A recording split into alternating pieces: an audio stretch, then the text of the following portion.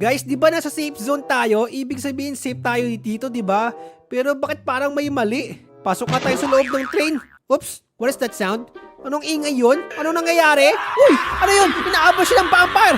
Bakit siya inaabol ng vampire? Ang daya, bakit di binabaril? Akala ko safe tayo dito.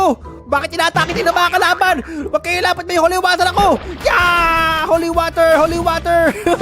Tinamaan ng kidlat! Ang mga vampire tinamaan ng kidlat. Nasyasam sila! Guys, may binili nga pala ako dito. Gagawa tayo ng bubong. Maglagay tayo ng harang dito para di makapasok agad yung mga kalaban natin dito. May mga umaakit eh. Tapos, maglagay tayo ng cross dito. Yan, pangontra sa mga bad spirit. Tapos, base. Ito yung CR natin. Uy, teka. Ba't may zombie sa likod?